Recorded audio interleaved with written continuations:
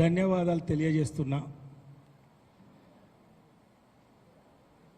మే 6, 2022లో అప్పటి పిసిసి అధ్యక్షులు రేవంత్ రెడ్డి గారు, జాతీయ నాయకులు రాహుల్ గాంధీ గారిని తీసుకొచ్చి తెలంగాణ రాష్ట్ర రైతాంగానికి రైతు డిక్లరేషన్ పేర అనేక హామీలు ఇచ్చిన పరిస్థితి. మరి 2.5 సంవత్సరాలు మీరు అధికారంలో ఉన్నారు. మే 6 వచ్చింది. మరి మీరు ఇచ్చిన డిక్లరేషన్లో 33 అంశాలు ఉన్నాయి. ఏ అంశం కూడా పూర్తి చేయలేదు. అది రైతాంగానికి వివరించాలి అని ఒక కార్యక్రమం తీసుకుంటే, మరి నిన్న తరలి వచ్చిన రైతాంగాన్ని ఉద్దేశించి BRS party working president KT Ramarao గారు చాలా విషయాలు స్పష్టంగా చెప్పడం జరిగింది. వారు మాట్లాడిన క్లిప్స్ కావచ్చు, వారు డిక్లరేషన్లో మాట్లాడిన విషయాలు కావచ్చు, లేదా ఇతరత్ర అధికారంలోకి వచ్చిన తర్వాత మాట్లాడిన రైతుల పట్ల మాట్లాడిన అన్నీ కూడా స్పష్టంగా డిస్ప్లే చేయడం జరిగింది. మరి వాటిని ఉద్దేశించి ఒక ప్రధాన ప్రతిపక్ష పార్టీగా ఒక రైతుల అంశమే కాదు, తెలంగాణ రాష్ట్రంలో ఏ అంశాన్నైనా ఎత్తుకొని ఈ తెలంగాణ రాష్ట్ర ప్రజలకు అండగా ఉండే పార్టీ బీఆర్ఎస్ పార్టీ. ఎందుకంటే కొట్లాడి తెలంగాణ తెచ్చిన పార్టీ కదా. కేసీఆర్ గారి నాయకత్వంలో 14 సంవత్సరాలు అలుపెరగని పోరాటం చేసి చావు అంచు వరకు వెళ్ళి తెలంగాణ రాష్ట్రాన్ని తీసుకొచ్చిన నాయకుడు కేసీఆర్ గారి నాయకత్వంలో. మరి తెలంగాణ రాష్ట్ర ఏర్పాటు తర్వాత తెలంగాణ రాష్ట్ర ప్రజలు కేసీఆర్ చేతుల్లో ఈ రాష్ట్రాన్ని పెడితే ఎంత అగాధం నుండి, ఎంత సంక్షోభం నుండి సంక్షేమానికి తీసుకొచ్చిండో యావత్ తెలంగాణ ప్రజలకు తెలుసు, ప్రపంచానికి తెలుసు. అవే కదా మేము చెప్పింది. మా నాయకులు కేసీఆర్ గారు చెప్పింది అదే కదా. గతంలో సమైక్య రాష్ట్రంలో సమైక్య పాలనలో 55 సంవత్సరాల పైచిలకు పరిపాలించిన కాంగ్రెస్ పార్టీలో ఈ తెలంగాణ రాష్ట్ర రైతాంగం గురించి పట్టించుకోకపోగా పక్క నుండి పోతున్న గోదావరి జలాలను మళ్లించక, ఇటుపక్క నుండి పోతున్న కృష్ణా జలాలను మళ్లించక మా రైతాంగం ఆగమై వలసలు పోయారు. పొట్ట చేత పట్టుకొని భీమండి, సూరత్, దుబాయ్, బొంబాయి పోయిన మా రైతాంగాన్ని తిరిగి తీసుకురావడానికి అనేక ప్రాజెక్టులు నిర్మాణం చేపట్టి సాగుకు పెద్దపీట వేసి, కుల వృత్తులకు పెద్దపీట వేసి, మరి గ్రౌండ్ వాటర్ పెంచి బ్రహ్మాండమైన సాగు చేస్తే ఈ రోజును రైతును గోసపెడుతున్నారు, ఆగం చేస్తున్నారనే కదా మా ఉద్యమం. కనబడతలేదా మీకు ఈ కళ్ళ ముందు? మీరు అధికారంలోకి రాగానే రియల్ ఎస్టేట్ దందాలు చేయడం కోసం మా లఘుచెర్ల, మా బంజారా బిడ్డల భూములు రాకుంటే అండగా నిలబడ్డది బీఆర్ఎస్ పార్టీ కాదా? ఈ రాష్ట్రంలో విలువైన భూములను కొల్లగొడుతుంటే అండగా నిలిచింది బీఆర్ఎస్ పార్టీ కాదా? మా నాయకుడు కేసీఆర్ కాదా? కేటీఆర్ కాదా? హరీష్ రావు కాదా? ఏ అంశమైనా ఒక ప్రధాన పక్షంగా, ఒక బాధ్యత గల పక్షంగా తెలంగాణ తెచ్చిన పార్టీగా ప్రతి విషయంలో మేము మిమ్మల్ని హెచ్చరిస్తున్నాం, మందలిస్తున్నాం. దాంట్లో భాగంగానే మరి వరంగల్లో వేలాదిగా తరలి వచ్చిన మా రైతాంగాన్ని ఉద్దేశించి మాట్లాడితే ఇష్టం వచ్చినట్టు మరి ఇక్కడ స్థానిక ఎమ్మెల్యే గారు రాజేందర్ రెడ్డి గారు, మరి వర్ధన్నపేట ఎమ్మెల్యే గారు ఉలిక్కి పడుతున్నారు. ఎందుకే ఈ మధ్యలో పేపర్లలో వస్తుంది మళ్ళా చేర్పులు మార్పులు ఉంటాయి మంత్రి పదవులని. మీరు ఎక్కువ మాట్లాడుతున్నా మంత్రి పదవులు వస్తాయా? ఇష్టం వచ్చినట్టు ఏం మాట్లాడిండు మా నాయకుడు? మీ భాషలోనే కదా, మీ ముఖ్యమంత్రి గారు చెప్పిన వ్యవహారంలోనే కదా మాట్లాడింది. మీ టీవీ ఇంటర్వ్యూలో గౌరవ ముఖ్యమంత్రి గారు రేవంత్ రెడ్డి గారు మేము కౌలు రైతుకు 12,000 ఇస్తాం, మేము రైతుకు 15,000 ఇస్తాం, మరి అది డబుల్ అవుతుంది కదా ఎట్లా అని మాట్లాడితే మాకు తెలియదానే మేము హౌలగాళ్ళమా, ఇచ్చిన మాట నిలబెట్టుకోమా, మేము హౌలగాళ్ళమా అన్నాడు కదా. మరి ఎవడు ఆపిండు, ఏ హౌలగాడు ఆపిండు అని అడిగిండు కదా. ఏమడిగిండండి రేవంత్ రెడ్డి గారిని? ఏమన్నాడు? కేటీఆర్ గారు, అయ్యా రేవంత్ రెడ్డి గారు, మరి మీరు కౌలు రైతుకి ఇస్తాన్న 12,000 సంగతి ఏంది, మీ డిక్లరేషన్లో 15,000 సంగతి ఏంది, 2 లక్షల రుణమాఫీ ఏంది, మరి అన్ని వడ్లకు 500 బోనస్, అన్ని పంటలకు 500 బోనస్ సంగతి ఏంది, ఎరువుల సంగతి ఏంది, విత్తనాల సంగతి ఏంది అని మాట్లాడితే ఇష్టం వచ్చినట్టు మాట్లాడుతున్నారు. మీ నాయకుడే అన్నాడు కదా, మాకు పాలన తెలియదా, మేము ఎట్లియాలో తెలియదా, మేమన్నా హౌలగాళ్ళమా అన్నారు. రైతు బంధు ఆపింది ఎవరా, ఏ హౌలగాడు అని అంటే రైతులే చెప్పిండు కదా రేవంత్ రెడ్డి అని. రుణమాఫీ చేయండి ఏ హౌలగాడే అంటే రైతులే చెప్పిండు కదా. దానికి ఉలిక్కిపడి అంటే ప్రతిపక్షం గొంతు నొక్కుతారా? ప్రజా సమస్యల పట్ల, రైతు సమస్యల పట్ల మేము మాట్లాడొద్దా? మాకు బాధ్యత లేదా? దయచేసి ఇంకా మీరు బెదిరింపు దోరులకు పోయి ఇష్టం వచ్చినట్టు మాట్లాడే ప్రయత్నం చేస్తే వరంగల్ జిల్లా పార్టీ శ్రేణులు, ఉద్యమకారులు ఊరుకోరు, మీ నాలుకలు చీరుస్తారు. జాగ్రత్త. ఏం మాట్లాడుతున్నారు? ఒకరికి మించి ఒకరు. ఆయన వర్ధనపేట ఎమ్మెల్యే మాట్లాడతాడు, బడవా నీకేం తెలుసు, బద్మాషి, నీకేమైనా వ్యవసాయం గురించి తెలుసా నీకేమన్నా? స్వయానా వ్యవసాయ కుటుంబంలో పుట్టిన ముఖ్యమంత్రి, స్వయానా వ్యవసాయదారుడు, ఒక రైతు బిడ్డ, తెలంగాణ రాష్ట్ర రైతాంగం కష్టాలు తెలిసిన నాయకుడు కాబట్టే ఈరోజు అనేక పథకాలు పెట్టిండు కదా. అది రైతు బంధు కావచ్చు, రైతు బీమా కావచ్చు, రుణమాఫీ కావచ్చు, సరి అయిన సమయంలో ఎరువులు విత్తనాలు అందించే కార్యక్రమం కావచ్చు, నాటుకు ముందు టింగుమని రైతు బంద్ చేసే కార్యక్రమం కావచ్చు, రైతు పండించిన ప్రతి గింజను కొని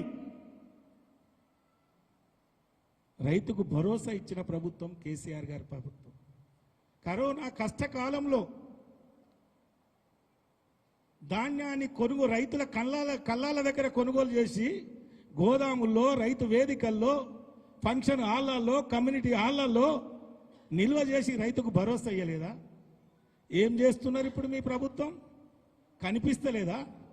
మేము ప్రతి గింజ కొంటున్నామని మాట్లాడిన నాగరాజు గారు ఇలా పొద్దుగాల 8 గంటల నుండి 10 గంటల దాకా ధర్నా ఇల్లందు మార్కెట్ ముందు 2 కిలోలు 5 కిలోమీటర్ల మేర జామ్ అయిపోయింది.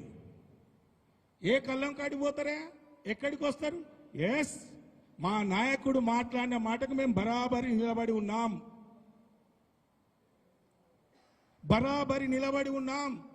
మీరు ఎక్కడ రైతు బంధు ఇచ్చారు, ఎక్కడ రుణమాఫీ చేశారు, ఎక్కడ 500 బోనస్ ఇచ్చిండ్రు, ఎక్కడ రైతును ఆదుకున్నారో చర్చించడానికి సిద్ధం. మరి మీరు ఎవరు వస్తారో చెప్పు. మా కేటీఆర్ కావాలా, మా హరీష్ రావు కావాలా, ఎక్కడికి రావాలో అక్కడికి రావడానికి సిద్ధంగా ఉన్నాం. రైతు పక్షాన పోరాటం చేయడానికి సిద్ధంగా ఉన్నాం. ఇష్టం వచ్చినట్టు మాట్లాడితే, స్థాయి మించి మాట్లాడితే ఖబర్దార్. ఏం మాట్లాడుతున్నావు నీకు అర్థమవుతుందా? ఇంకా పోలీసు అనుకుంటున్నావా? 3rd డిగ్రీ పెడతావా? చేస్తావా? రా కళ్ళాల దగ్గరికి, రా కొనుగోలు కేంద్రం దగ్గరికి. మా నాయకునికి 3rd డిగ్రీ చేస్తావా? బిడ్డ, నీలాంటి కొంతమంది అసమర్థ పోలీస్ ఆఫీసర్లు ఉంటేనే మా ఖమ్మంలో మా రైతులకు బేడీలు వేస్తే ఎంబడే యాక్షన్ తీసుకున్న మహానుభావుడు కేసీఆర్. బిడ్డ, నువ్వు రాజకీయ లబ్ధి కోసం పెరుమాళగూడెంలో రైతులు వాడుకున్నావు, మాట్లాడితే 3rd డిగ్రీ అంటావు. నీ పోలీసు వాళ్ళనే కదా వాళ్ళు రక్తం గారేదాకా ఇబ్బంది పెట్టిందని వాళ్ళు కేసులు పెట్టింది నేనే కదా మాట్లాడి ఇడిపించింది. నీ ఓట్ల కోసం డ్రామాలు చేసినావు, ఓట్లు పడ్డాయి, నువ్వు గెలిచినావు, సంతోషం. ఇంకా డ్రామాలు చేయడానికి ప్రయత్నం చేస్తే ఎవడు నమ్మే పరిస్థితి లేదు. ఈరోజు ఆ పోలీస్ ఆఫీసర్ మీద చేయి చేసుకున్నారని నేను కదా కొట్లాడి వాళ్ళని లొల్లి పెట్టుకొని ఇడిపించింది. రాజకీయ లబ్ధి కోసం డ్రామాలు చేసి మా ప్రభుత్వం రైతు ప్రభుత్వం, ఎక్కడని రైతు ప్రభుత్వం? ఎడుబాయ కాళేశ్వరం ఎందుకు ఎండబెట్టిళ్ళు? ఎందుకు సరైన టైంలో ఎరువులు ఇవ్వలేదు? యూరియా కోసం ఏంది?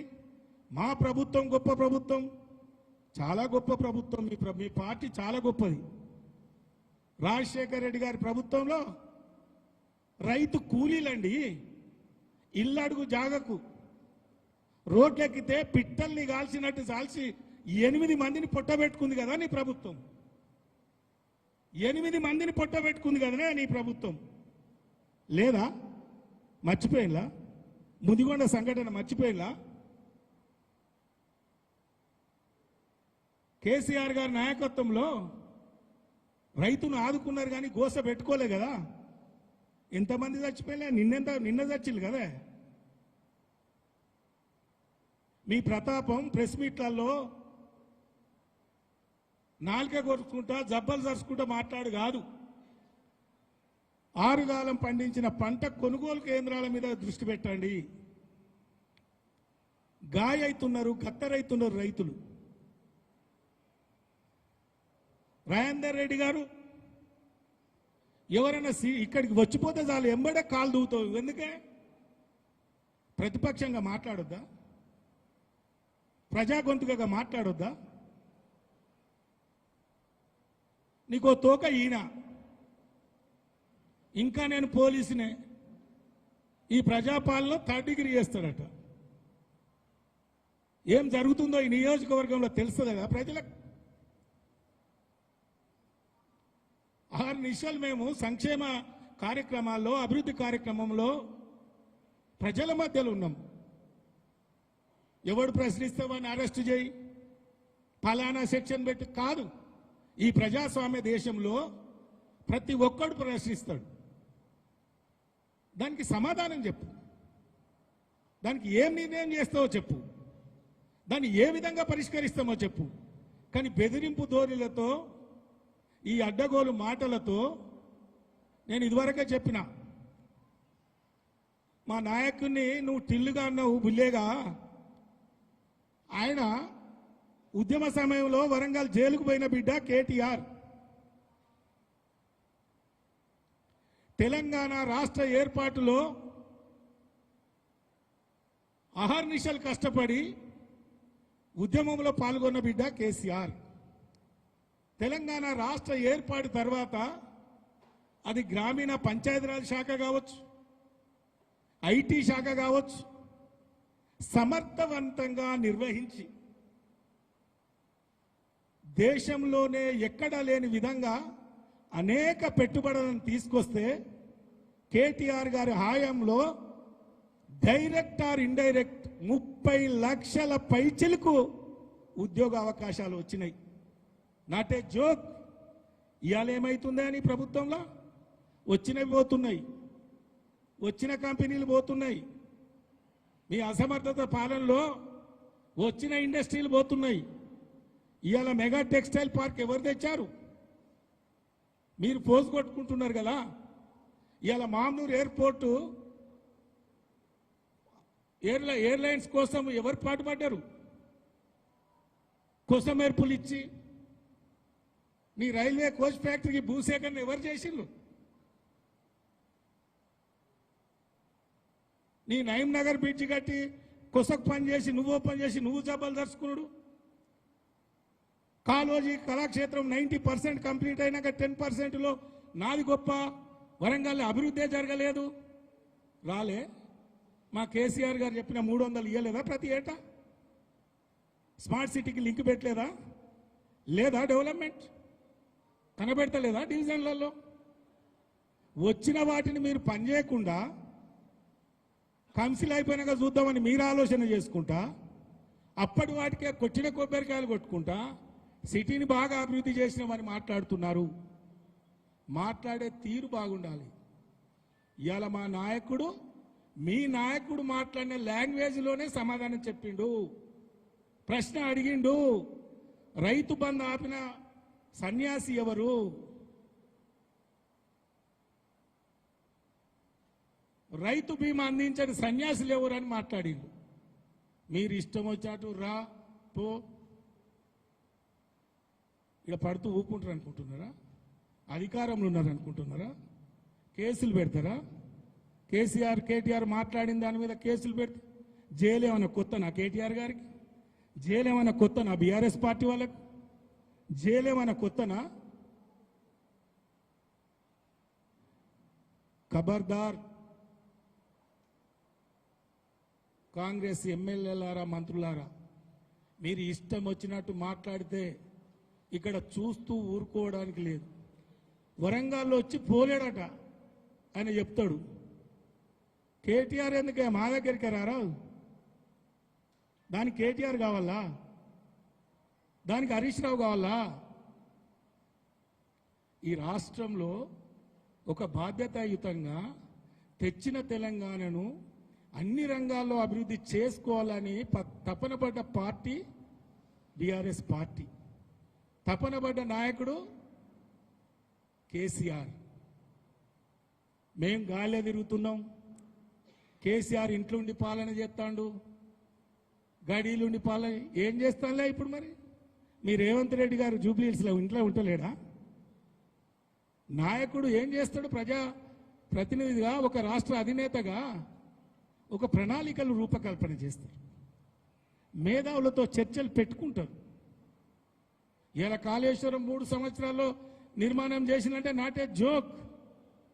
ప్రపంచంలోనే అతిపెద్ద లిఫ్ట్ ఇరిగేషన్ కాళేశ్వరాన్ని అనేక మంది మేధావులతో, ఇంజనీర్లతో తన మేధస్సును కరిగించి రాత్రింబవలు రూపకల్పన చేసే కదా మరి ఇవాళ సాగునీరు తీసుకొచ్చింది.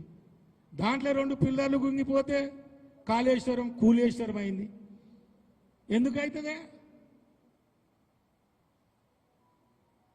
ఎందుకంటే అది కుంగిపోయి ఉంటే మీరు ఇసుక అంతా తోడుకున్నాక రిపేర్ చేయాలి. ఇప్పుడు రిపేర్ స్టార్ట్ చేస్తారు. దోసుకోవాలి, ఇసుకను దండుకోవాలి. బాగులలో చెక్ డ్యామ్లు ఉంటే పేలవాలి, ఇసుక దండుకోవాలి. ఇదే కదా మీరు వాస్తవం కదా. మా నాయకుడు మాట్లాడింది తప్ప? నిజం కాదా? ఉన్న వాస్తవాలు మాట్లాడితే ఇష్టం వచ్చినట్టు మాట్లాడతారా? కేటీఆర్ తెలివి ముందు నీది ఎంతనే? ఏంటిది నువ్వు తెలంగాణ దానికి ఏం చేసినావు? ఇంకా నేను పోలీస్ ఆఫీసర్నే, 3rd డిగ్రీ ఉపయోగిస్తా.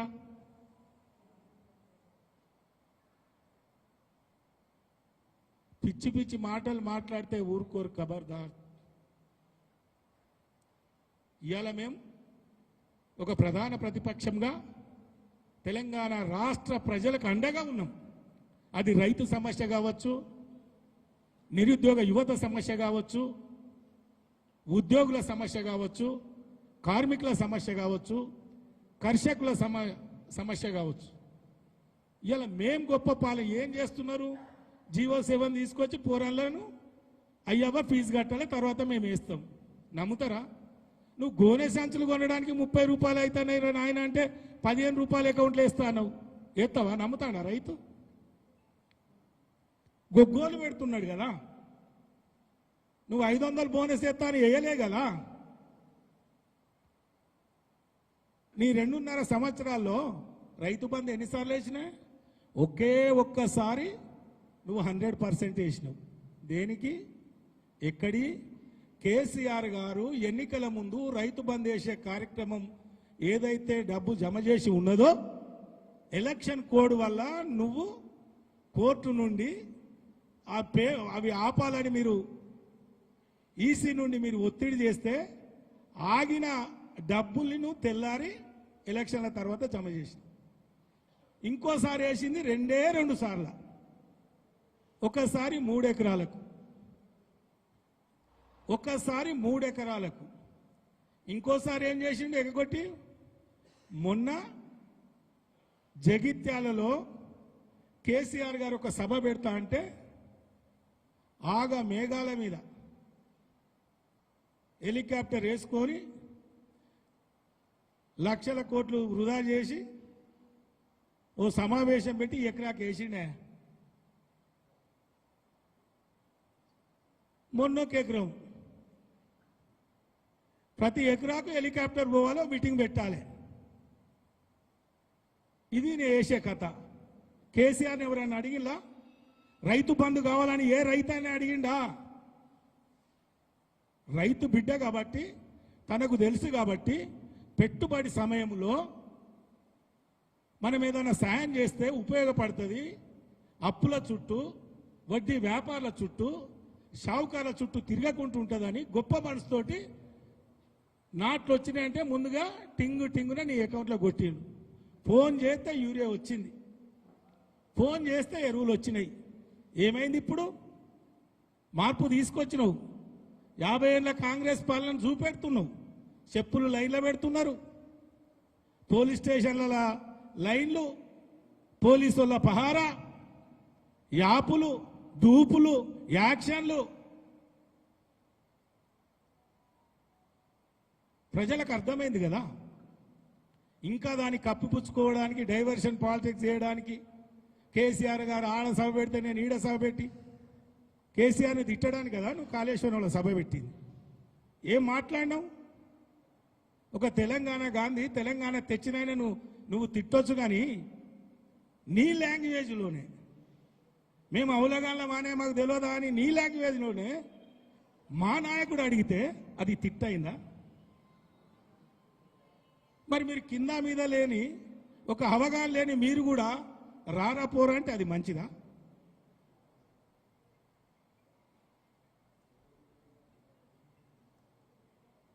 దయచేసి మీరు ఆలోచన చేయాలి మా పత్రికా మిత్రులు. ఇలా నిన్న చూసిళ్ళు, రైతులు రాలే అంటారు. చూసిళ్ళు కదా, మీరే కదా సాక్ష్యం. స్వచ్ఛందంగా నీ ములుగు నుండి తరలొచ్చిళ్ళండి, నీ పాలకుర్తి నుండి తరలొచ్చారు స్వచ్ఛందంగా. ఎందుకంటే మా కోసం బీఆర్ఎస్ పార్టీ కొట్లాడుతుంది, మా సమస్యల పట్ల ఫైట్ చేస్తున్నారు. మేము వెళ్ళాలని వచ్చినాం. కేటీఆర్ గారు వచ్చినప్పుడు నర్సంపేట మార్కెట్ పోయిండు, జనగాంలో యశ్వంతపూర్ కొనుగోలు కేంద్రం కాడికి పోయిండు, గీసిగొండ దగ్గరికి పోయిండు. మేము పోయినాం ఇల్లందు మార్కెట్లో. వాళ్ళ గోస చూడలేక ధర్నా చేస్తే అరెస్టులు చేపిస్తారు.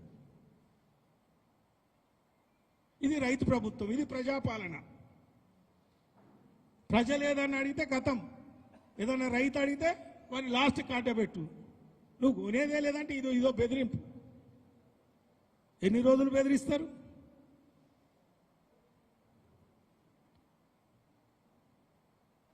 కేసీఆర్ గారు రైతుల పక్షపాతి. రైతు కోసం అనేక పథకాలు రూపకల్పన చేసిన నాయకుడు. అందుకే ఈరోజు రైతాంగం రేవంత్ పోవాలి, కేసీఆర్ రావాలి, మా బతుకులు మారాలని కోరుకుంటున్నారు. ఇంకొకసారి మా నాయకుల పైన అనుచిత వ్యాఖ్యలు చేస్తే సమాధానం పర్ఫెక్ట్గా ఉంటుంది, చేతల్లో కూడా ఉంటుంది. మేము భయపడాల్సిన అవసరం లేదు. మా 10 ఏళ్ల పాలనలో ఏం జరిగిందని మీరు బాగా చెప్పుకుంటున్నారు కదా. ఏం జరిగిందో లెక్కలతో సహా అసెంబ్లీలో చెప్పింది కదా మా నాయకులు, ప్రెస్ మీట్లో చెప్పింది కదా, సభల్లో చెప్పింది కదా. ఇంకొకసారి నోరు జారితే ఖబర్దార్. మీ అధిష్టానం మెప్పు కోసం, మీ పదవుల కోసం మేము ఎక్కువ మాట్లాడితే మాకు మంత్రి పదవులు వస్తాయేమని మీరు ఉర్రూతలిగితే ఖబర్దార్ అని ఈ సందర్భంగా నేను తెలియజేసుకుంటూ, ఈ ప్రెస్ మీట్లో పాల్గొన్న అందరికీ మరోసారి ప్రత్యేకంగా ధన్యవాదాలు తెలుపుతూ, ఇప్పుడు పెద్దలు గౌరవనీయులు నాగూర్ల వెంకన్న గారిని మాట్లాడవలసింది.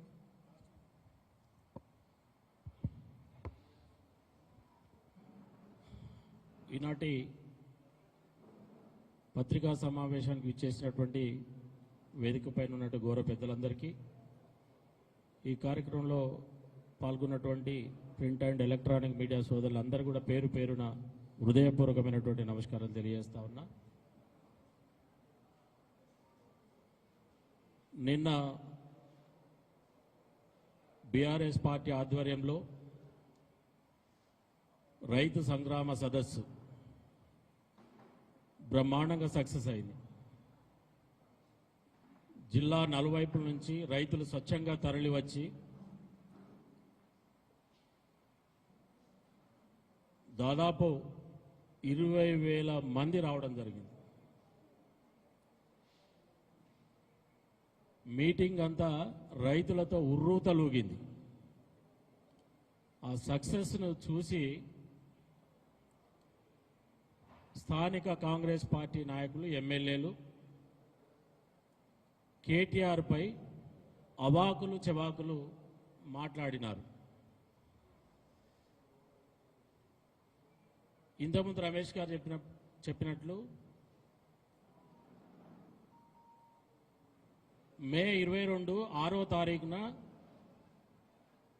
ఆర్ట్స్ కాలేజ్ మైదానంలో కాంగ్రెస్ పార్టీ ఆధ్వర్యంలో రైతు డిక్లరేషన్ పేరిట తెలంగాణ రైతాంగానికి అనేక హామీలు ఇచ్చింది. ఆ హామీలు నెరవేర్చలేదనే ఉద్దేశంతో అదే రోజున కేటీఆర్ గారి నాయకత్వంలో మీరు ఆర్ట్స్ కాలేజ్ మైదానానికి, హైగ్రోచార్ మైదానానికి పర్మిషన్ ఇవ్వకుంటే ఒక ప్రైవేట్ స్థలంలో పర్మిషన్ తీసుకొని మేము సమావేశాన్ని ఏర్పాటు చేసుకున్నాం.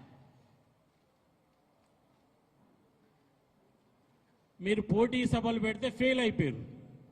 రైతులు లేరు, ఆర్ట్స్ కాలేజీలో మీరు పెట్టుకున్నారు 5, 6, 7. మీరు ఎందుకు పెట్టాలి? మీకు అసూయ లేకపోతే మీరు ఏం చేసిరని రైతాంగానికి, తెలంగాణ ప్రాంత రైతాంగానికి ఏం అడుగుతున్నాం? మీరు ఇచ్చిన రైతు డిక్లరేషన్లో రైతులకు ఇచ్చిన హామీలు, రైతు భరోసా పేరుతో రైతు భరోసా ఇస్తున్నారా? రైతు బీమా ఇస్తున్నారా? కౌలు రైతులకు మీరు రైతు భరోసా ఇచ్చారా? మరి రైతు కూలీలకు మరి నెలకు 12,000 ఇస్తా ఉన్నారు, ఇచ్చారా? అలాగే వడ్లు, మొక్కల కొనుగోళ్లకు బోనస్ ప్రకటించి సన్నధాన్యానికి 500 ప్రకటన. అప్పుడేమో దొడ్డు వడ్లకు ఇస్తున్నారు, సన్న వడ్లకు ఇస్తున్నారు. ఇప్పుడేమో ఓన్లీ సన్న వడ్లకు ఇస్తామని చెప్పారు. మరి బోనసే ఇస్తలేరు కదా, రైతు భరోసా ఇవ్వట్లేదు కదా. ఇక బోనస్ క్వింటాలకు 500 అని పెద్దగా ఊదరగొట్టారు. కానీ ఇప్పటి వరకు వానాకాలం యాసింగ్లో ఉన్నటువంటి వడ్లకు దిక్కే లేదు. వాళ్ళు ఇచ్చిన హామీని తుంగలో దొక్కిరు. అవన్నీ గుర్తు చేసిన ఒక ప్రతిపక్ష పార్టీగా, ఒక ప్రతిపక్ష నాయకునిగా మరి కేటీఆర్ వచ్చి రాష్ట్ర ప్రభుత్వాన్ని, సీఎంను నిలదీస్తాం, తప్పకుండా రైతుల పక్షాన పోరాడతాం. సబ్జెక్టును మర్చిపోయి వ్యక్తిగతంగా పర్సనల్ దూషణలు దిగి ఒక కురుస బుద్ధిని చూపిస్తున్నారు. కాంగ్రెస్ పార్టీ నాయకులు ఒక కురుస బుద్ధిని చూపిస్తున్నారు. మీకు దమ్ముంటే రైతు భరోసా ఎందుకు పెట్టింది కేసీఆర్? రైతుకు పెట్టుబడి సహాయం అందాలి, అది మే నెలలో ఇవ్వాలి, నవంబర్ డిసెంబర్లో ఇవ్వాలి. రైతుకు అవసరం అప్పుడు విత్తనాలు కొంటాడు, ఎరువులు కొంటాడు, దుక్కి తిన్న కూళ్ళు కావాలి, ట్రాక్టర్ కిరాయిలకు అవసరం పడుతుందనే ఉద్దేశంతో కేసీఆర్ గారు రైతు బంధు పథకాన్ని ప్రవేశపెట్టారు. కేసీఆర్ 10,000 ఇచ్చాడు, మేము ఎకరానికి 15,000 ఇస్తామని మీరే ఉదరగొట్టి ఇలా టైంకి రైతుకు సహాయం చేయకుండా, మీరు బోనస్లు చెల్లించకుండా, కరెంట్ ఇవ్వకుండా రైతాంగాన్ని మోసం చేసి మరి వడ్లు, ఇప్పుడు రైతుల కళ్ళాల దగ్గర వడ్లు ఉన్నాయి, మక్కలు ఉన్నాయి. రైతులే చెప్తున్నారు కదా, రైతులే మా వడ్లు కొనట్లేదు, నెల రోజులు అవుతుంది, రైతు కళ్ళాల మీద ఉండి మేము గుండెపోట్లు, రైతు మన మక్కల కుప్పల మీద గుండెపోటు వచ్చి రైతులు చచ్చిపోతా ఉన్నారు. నిలువెత్తు సాక్ష్యం కదా. మీరు మా మీద తిట్టుడు కాదు, రైతుల దగ్గరికి వెళ్ళి వడ్లు కొనండి, మక్కలు కొనండి, రైతును మంచిగా చూసుకోండి. మినిమం ఫెసిలిటీస్ లేవు. అక్కడ మంచినీళ్ళు ఏర్పాటు చేసే దిక్కు లేదు, కొనుగోలు కేంద్రాల దగ్గర ఒక టెంట్లు వేసే దిక్కు లేదు. అయితే కాంగ్రెస్ నాయకులు ఎప్పుడు పాడిందే పాడరా పాస్పన్ల దాసరి అన్నట్టు ఎప్పటికి ఒకటే పాట. కుటుంబ పాలన, అవినీతి, కాళేశ్వరం, ఇవన్నీ ఇదే పాట. అప్పులు ఇవే. మేము 10 ఏళ్ళ అధికారంలో ఉన్నాం. మేము చేసిన అప్పులకు ఆస్తులు కనబడుతున్నాయి అక్కడ. రైతు భరోసా, రైతు బీమా, కాళేశ్వరం ప్రాజెక్టు ద్వారా సాగునీటి పెంపు, అనేక హాస్పిటల్స్. వరంగల్లో మేము కట్టిన హాస్పిటల్కు దాన్ని ఫినిషింగ్ చేసి ఓపెనింగ్ చేసే దిక్కు లేదు. ఇలా అనేక కార్యక్రమాలు, ఇంటింటికి నల్ల, అనేక కేసీఆర్ నాయకత్వంలో అనేక అద్భుతాలు సృష్టించింది. కేటీఆర్ పైన వీళ్ళ చిన్న పిల్లవాడిని మాట్లాడినారు. ఆ కేటీఆర్ను ప్రపంచ దేశాలే ఒక గెస్ట్గా పిలుచుకుంటున్నాయి. ఆయన యువత ఆయనను స్ఫూర్తిగా తీసుకుంటుంది. ఆయన ఐటీ మంత్రిగా, ఇండస్ట్రీస్ మినిస్టర్గా, పంచాయతీరాజ్ మినిస్టర్గా ఎన్నో ఇండస్ట్రీస్ను తెలంగాణలో స్థాపించి ఇవాళ హైదరాబాద్ అభివృద్ధి చెందిందంటే కేసీఆర్ నాయకత్వంలో, కేటీఆర్ ఇండస్ట్రీ మినిస్టర్గా, మున్సిపల్ మంత్రిగా అనేక కార్యక్రమాలు హైదరాబాద్ను విశ్వనగరంగా చేసినటువంటి మహనీయుడు కేటీఆర్ అనే విషయాన్ని ఈ సందర్భంగా తెలియజేస్తా ఉన్నా. 2014 ముందు ఐటీ ఎగుమతులు ఎంత? 50 లక్షల కోట్లు. ఈరోజు 3.5 లక్షల కోట్లు ఐటీ ఎగుమతులు. ఉద్యోగ ఉపాధి అవకాశాలు కేటీఆర్ నాయకత్వంలో పెరిగినాయి. పదే కేసీఆర్ కొడుకులే కావతే ఏమవుతారు? అరే కేసీఆర్ నామినేట్ చేస్తే ఎమ్మెల్యే కాలే ఆయన. ప్రజల ఓట్లతో గెలిచినటువంటి నాయకుడు కేటీఆర్ గారు. ప్రతిసారి ప్రజలే ఓట్లేస్తున్నారు. మీ కాంగ్రెస్ పార్టీ నిలబడింది కదా, డిపాజిట్లు కోల్పోతున్నారు కదా. ప్రజల ఓట్లతో గెలిచినటువంటి నాయకుడిని చిన్న చూపుగా మాట్లాడడం, కేటీఆర్ పట్ల పక్క రాష్ట్రాల్లో, పక్క దేశాల్లో ఇలాంటి నాయకుడు మా వద్ద లేడనేది బాధపడుతున్నారు. అక్కడ ఉన్నటువంటి యువత కావచ్చు, అక్కడ ఉన్నటువంటి మేధావులు కావచ్చు.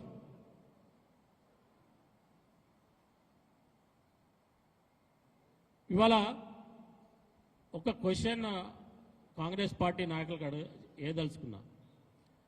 మీరు 2.5 సంవత్సరాల్లో 3,70,000 కోట్ల అప్పులు చేస్తారు. మీరు క్రియేట్ చేసిన అసెట్స్ ఏందో చెప్పాలి.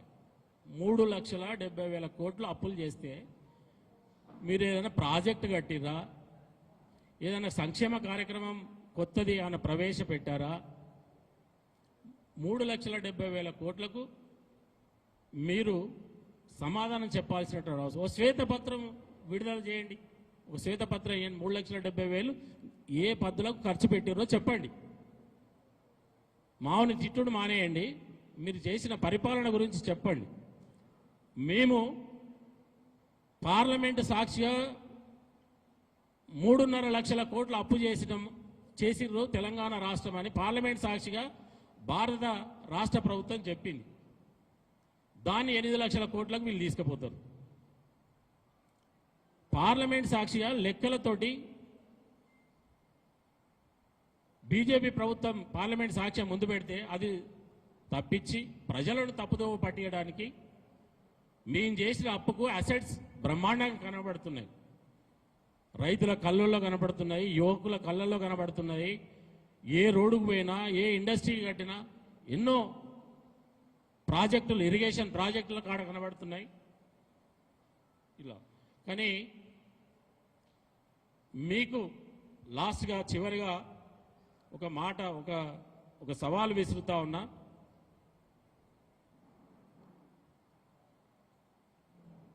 ఇవాళ మీ అభివృద్ధిపై మీకు నమ్మకం ఉంటే, మీరు చేసిన సంక్షేమంపై మీకు నమ్మకం ఉంటే,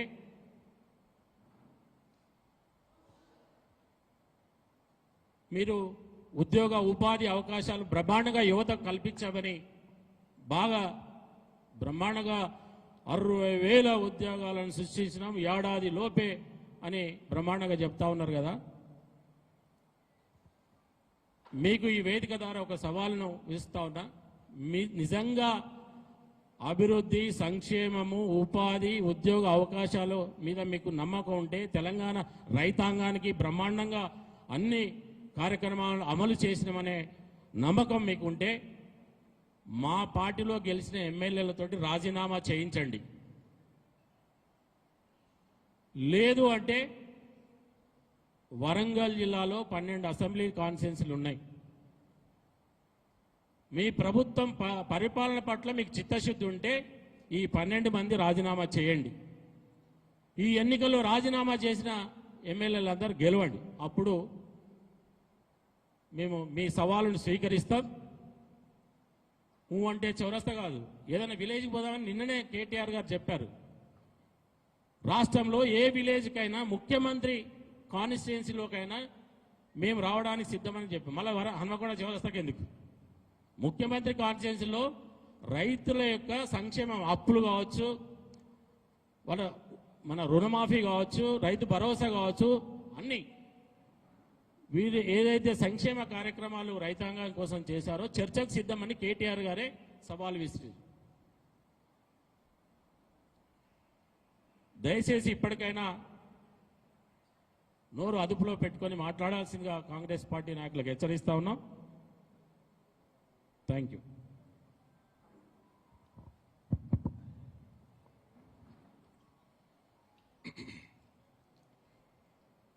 పత్రికా మిత్రులకి, ఎలక్ట్రాన్ మీడియా సోదరులకి, ఫోటోగ్రాఫర్స్కి, వీడియోగ్రాఫర్స్కి నమస్కారాలు తెలియజేసుకుంటూ ఈ కార్యక్రమంలో నాతో పాటు ఈ సమావేశంలో పాల్గొన్న సోదరులు అరూర్ రమేష్ గారు, మాజీ ఎమ్మెల్యే గారు, అదేవిధంగా కూడా చైర్మన్ యాదగిరి రెడ్డి గారు, అదేవిధంగా నాగూర్ వెంకన్న రుణ విమోచన సమితి మాజీ చైర్మన్ గారు, ఇతర అతిరథ మహారథులందరికీ నా యొక్క నమస్కారాలు తెలియజేసుకుంటూ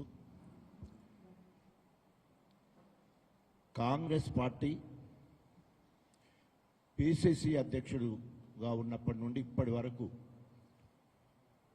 తిట్ల పురాణానికి ఆది పురుషుడు రేవంత్ రెడ్డి, తిట్ల పురాణానికి ఆది పురుషుడు రేవంత్ రెడ్డి అధికారంలోకి వచ్చిన తర్వాత కూడా ఆ పరంపర కొనసాగిస్తూనే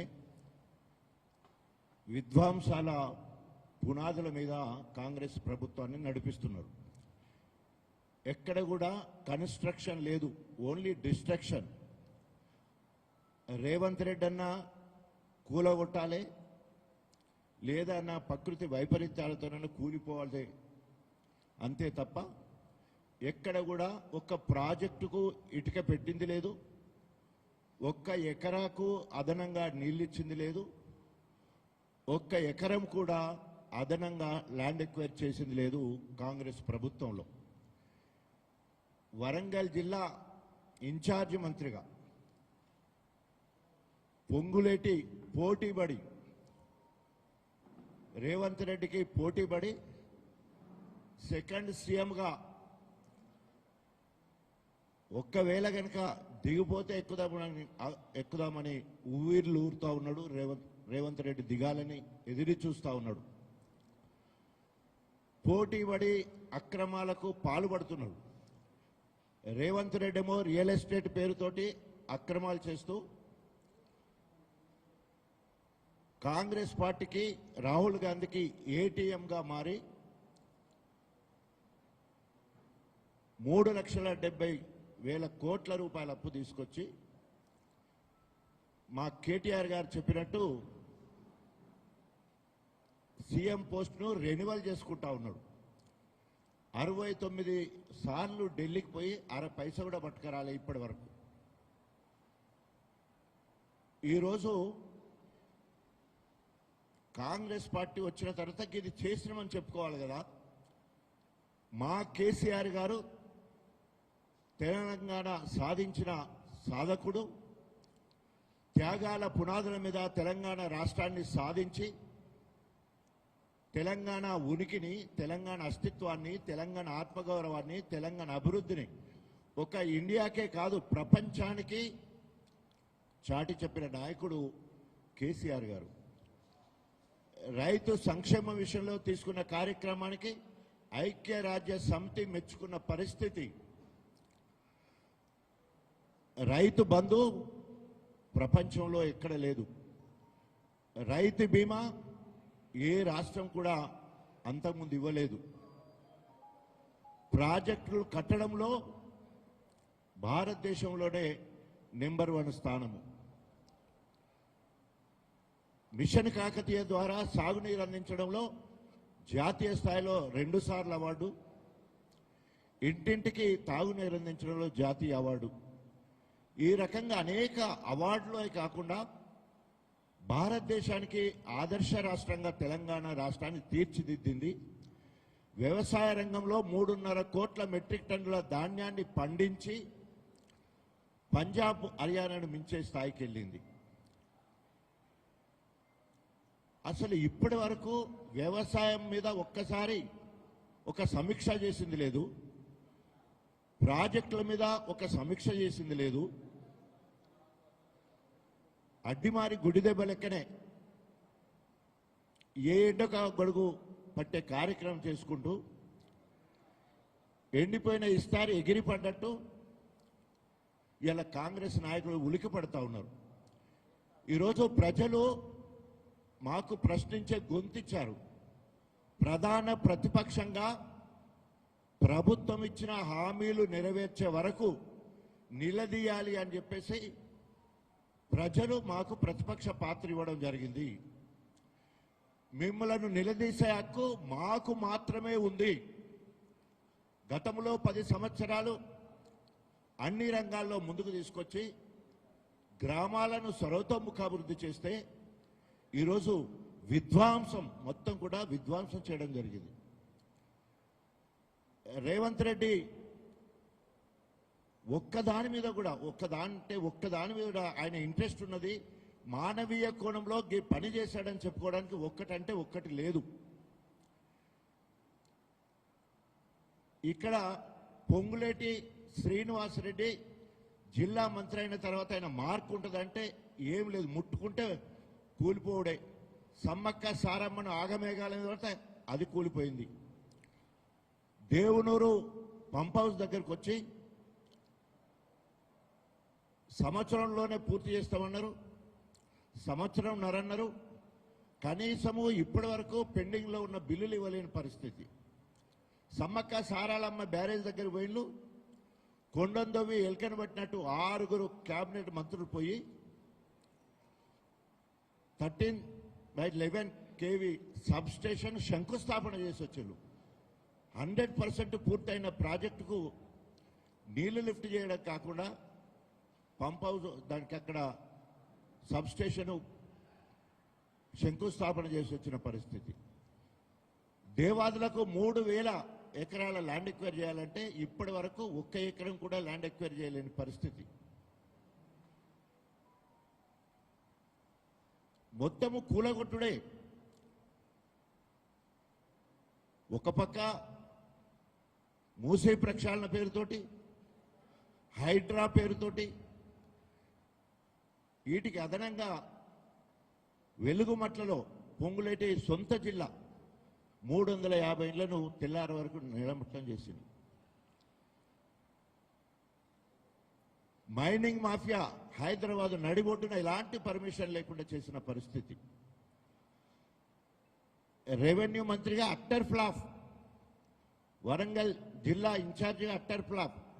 అవకాశం వస్తే బీఆర్ఎస్లను తిట్టడం కాకుండా ఆత్మ పరిశీలన చేసుకోవాలి. మీ రాహుల్ గాంధీ ఇచ్చిన డిక్లరేషన్, రాహుల్ గాంధీ మీద ఏమాత్రం గౌరవం ఉన్నా రైతులు పడే కష్టం ఒక్కసారి మీరు కళ్ళాలకు పోండి. దమ్ముంటే మీ ప్రజాపతి అంటున్నారు కదా, మా సర్పంచులు గెలిచిన అంటున్నారు, మా మున్సిపాలిటీ చైర్మన్లు గెలిచిన అంటున్నారు, మేము ఉప ఎన్నికల్లో గెలిచినామని చెప్పుకుంటున్నారు కదా. మీకు దమ్ము ధైర్యం ఉంటే ఒక్క కొనుగోలు కేంద్రానికి పోయి మళ్ళీ తిరిగి రండి. రైతులు రాళ్లతో కొట్టి చంపుతారు మిమ్మల్ని. రైతులు ఈరోజు ఆక్రోశంతో ఉన్నారు. బీఆర్ఎస్ కు ఆక్రోశ సభ కాదు, రైతులు ఆక్రోశంతో ఉన్నారు, ఆవేశంతో ఉన్నారు. కాంగ్రెస్ నాయకులను దొరికేది ఉంటే ఉతికి పారేస్తానికి ఎందుకంటే నెల 15 రోజుల నుండి మక్కలు దాదాపు నెల రోజుల నుండి వరి ధాన్యము రాసులుగా నువ్వే చెప్తున్నావు కదా 90 లక్షల మెట్రిక్ టన్నుల వరి ధాన్యం కొనాలి అని ఇప్పటివరకు 6 లక్షలు కొన్నాడట. 3 కోట్ల గన్ని బ్యాగులు రావాలంటే ఇప్పటికి 6 లక్షల గన్ని బ్యాగులే వచ్చినాయట. వాహనాలు దొరుకుతలేవట, మిల్లులు ఖాళీ లేవట, హమాలీలు అసలుకే లేరట. అడ్డికి పావుషారు అమ్ముకోవడానికి గేట్లు తాళం వేసి పెడతా ఉన్నారు మార్కెట్లకు. బయట నుండి బయటకే మధ్య దళారుల ద్వారా మరి మిల్లర్లు అడ్డికి పావుషారు కొనే పరిస్థితి కనబడుతున్నది. ఇవే కదా నిన్న కేటీఆర్ గారు అడిగింది. కేటీ రామారావు గారు కేసీఆర్ గారి ఆదేశంతో రావడం జరిగింది.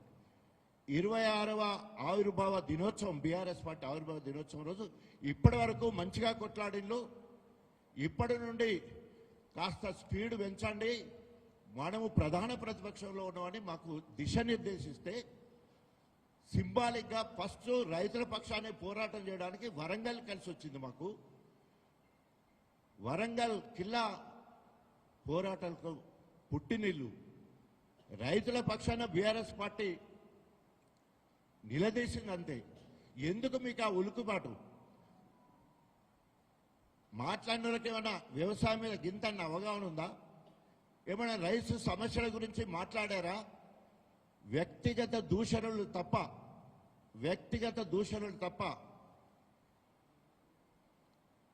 రేవంత్ రెడ్డి కంటే మేమన్నా తక్కువనా అని చెప్పేసి ఇత్తోటి పెడితే చెట్టోటి మొలుతుంది అన్నట్టు నిరూపించుకునే ప్రయత్నమే ఇక్కడ స్థానిక ఎమ్మెల్యే రాజేందర్ రెడ్డి కానీ నాగరాజు కానీ నిస్సిగ్గుగా మాట్లాడుతున్నారు. సభ్య సమాజము సిగ్గుపడే విధంగా ట్రాన్స్జెండర్స్తో పోతే దాన్ని ఆ ట్రాన్స్జెండర్ అనే వాళ్ళను కించపరిచినట్టు మాట్లాడే పరిస్థితి. సిగ్గుండాలి కదా. ఏది పడితే అది మాట్లాడితే సమాజము గమనిస్తున్నారు. కర్రు కాల్చి వాత పెడతారు. 2.5 సంవత్సరాలకే అట్టర్ ఫ్లాప్ ప్రభుత్వం. భారతదేశం మొత్తం అన్ని రాష్ట్రాల్లో ఏది అంటే అన్ని రంగాలలో వెనుకబడేసింది ఎవరంటే రేవంత్ రెడ్డి ప్రభుత్వం. నిరుద్యోగుల్లో చిట్ట చివరిలో ఉన్నాం. నెంబర్ 1గా ఉన్న తెలంగాణను చివరికి తీసుకొచ్చిన హీనుడు, చరిత్రహీనుడు రేవంత్ రెడ్డి. తప్పకుండా ఇది మొదలు మాత్రమే. ఇప్పటి నుండి అన్ని డిక్లరేషన్ల మీద వివిధ ఎక్కడెక్కడైతే మీరు డిక్లరేషన్లు ప్రకటించిలో చివరికి పోతాం. ఎస్సీ ఎస్టీ డిక్లరేషన్ చెప్పారు, అక్కడి నుండి మాట్లాడతాం. కామారెడ్డికి వెళ్ళిపోతాం, అక్కడి నుండి బీసీ డిక్లరేషన్ మీద మాట్లాడతాం. మహిళా డిక్లరేషన్ నిజామాబాద్ నుండి ప్రియాంక నిరుద్యోగుల గురించి హైదరాబాద్లో కూడా వారి గురించి మైనార్టీల గురించి తప్పకుండా మాట్లాడతాం. నిజం నిగ్గుదేల్తాం, ప్రజలను చైతన్యవంతం చేస్తాం. నిన్నటి సభతో రైతులను చైతన్యవంతం చేసినాం. వాళ్ళు ఎక్కడ కొనుగోలు కేంద్రాలు ఉంటే అక్కడ, ఎక్కడ రైతు వ్యతిరేక కార్యక్రమాలు చేపడుతూ కాంగ్రెస్ ప్రజాప్రతినిధులు తిరిగే వాళ్ళందరినీ ఎక్కడికక్కడ నిలదీయాలని నిన్న పిలుపునివ్వడం జరిగింది. ఆ రకంగా ముందుకు పోతామని చెప్పేసి తెలియజేసుకుంటూ, ఇప్పటికైనా కాంగ్రెస్ నాయకులారా నోరు అదుపులో పెట్టుకోండి, లేదంటే ప్రజలే మీ నాలుకలు చీచేస్తారని హెచ్చరిస్తూ సెలవు తీసుకున్నాం. జై తెలంగాణ.